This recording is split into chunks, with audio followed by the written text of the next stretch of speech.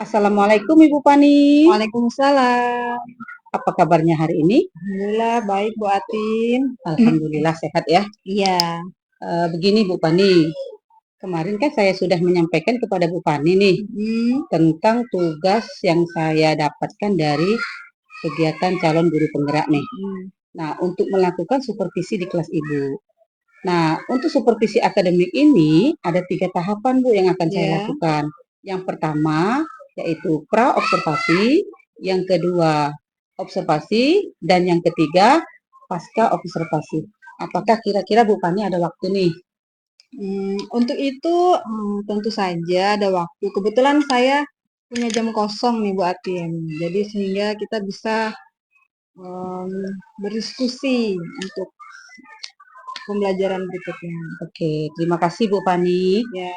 Nah, pada tahapan observasi ini kita bisa berdiskusi, bertukar pikiran, kemudian saya akan menanyakan kesiapan-kesiapan Bu Pani, kemudian untuk melaksanakan kegiatan supervisi agar pelaksanaan supervisi nanti Bu Pani itu nggak mengalami hambatan. Nah, kemudian supervisi ini Bu gunanya untuk meningkatkan kemampuan Bu Pani nanti, sehingga Bu Pani memiliki pengalaman yang lebih maksimal lagi. Nah, kira-kira nih dari pertemuan kita kali ini, apa ya harapan yang ingin Bu Pani dapatkan? Tentu saja Bu, saya senang karena saya bisa berkolaborasi sehingga bisa meningkatkan kompetensi saya sebagai guru. Kemudian dari proses belajar di kelas juga saya merasa termotivasi. Saya dilihat, oh ternyata saya kurangnya di sini, saya lebihnya di sini, dan itu bisa akhirnya saya kembangkan yang lebihnya dan bisa saya perbaiki kekurangannya. Oke, jadi tujuan kita ngobrol kali ini, kita akan mengadakan diskusi untuk pelaksanaan kegiatan supervisi Bu Pani besok ya. Oke, kira-kira nih Bu, materi apa yang akan Ibu sampaikan pada pelaksanaan kegiatan supervisi besok? Rencananya itu saya akan mengajar materi tentang listrik gitu Bu, tentang IPAS. Oke, jadi materi yang akan Ibu sampaikan tentang rangkaian listrik ya Bu ya? Oke. Nah, dari materi tersebut nih Bu, tentu ada tujuan yang ingin dicapai oleh peserta didik. Kira-kira nih apa nih tujuan pembelajaran? Tujuan pembelajarannya tuh ada 2 Bu. Iya, yang pertama tuh peserta didik itu saya harapkan mampu mendeskripsikan apa itu energi listrik dan manfaat listrik dalam kehidupan sehari-hari. Yang kedua, saya berharap peserta didik mampu mendemonstrasikan rangkaian listrik sederhana dengan menggunakan baterai melalui percobaan. Oke, luar biasa sekali Bu ya.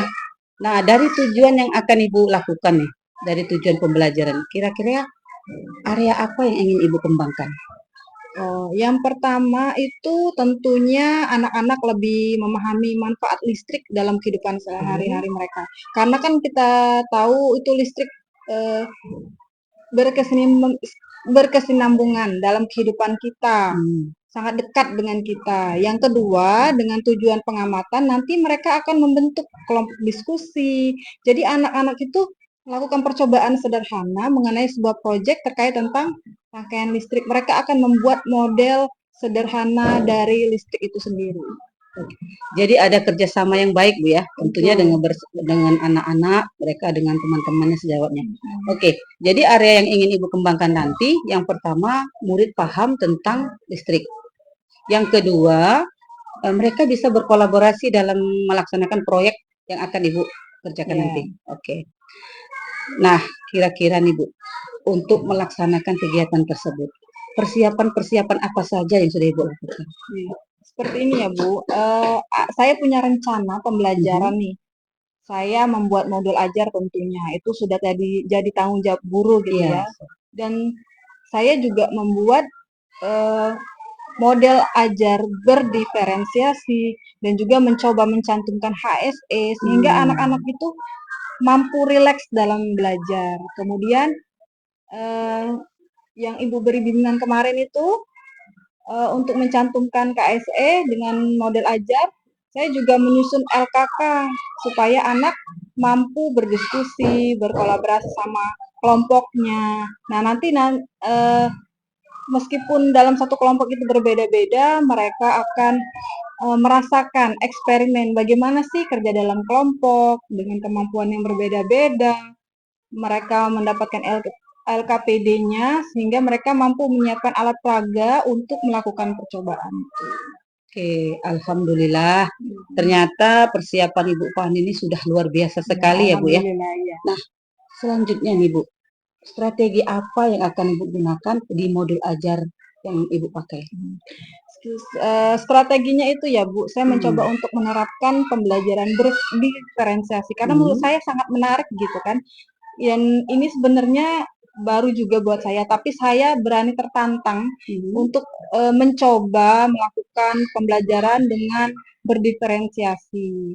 Dengan diagnosis awal yang saya lakukan, ternyata siswa saya belajar berbeda-beda gitu ya. Jadi satu siswa ke siswa lain itu ternyata mereka punya model pembelajaran yang berbeda. Ada yang lebih cepat memahami pelajaran dengan visual, ada yang audio, ada yang maunya kerja sama temannya begitu kan. Jadi sangat unik sih dengan model pembelajaran ini sehingga saya sangat tertarik gitu. Oke, baiklah. Jadi nanti Bu Fani mau strategi yang akan Ibu gunakan yaitu pembelajaran berdiferensiasi. Iya. Tentunya di pembelajaran berdiferensiasi ini kan kita mengetahui gaya belajar anak itu berbeda ya Bu ya. Iya. Yang kata Ibu Fani bilang tadi ada yang audio, ada yang visual, ada yang kinestetik. Nah, dalam proses pembelajaran nanti Bu. Nah, dari strategi nih, alat peraganya juga sudah siap.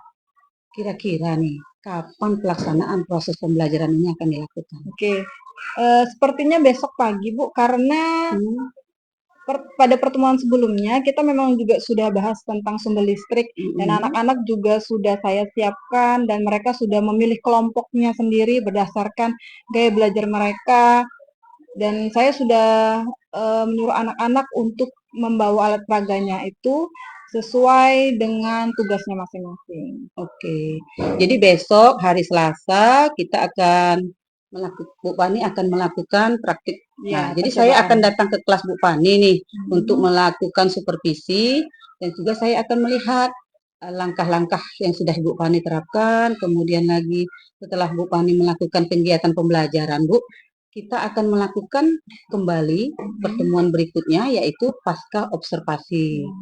Nah, saya nanti Bu, ketika kegiatan pasca observasi akan didampingi oleh pengajar praktik saya Bu Fani.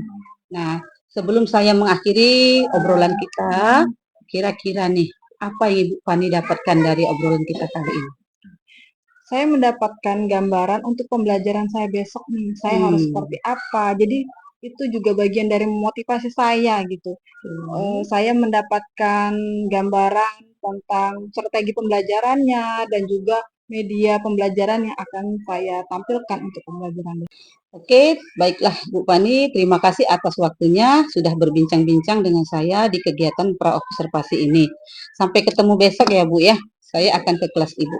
Oke, terima kasih kembali. Waalaikumsalam. Assalamualaikum.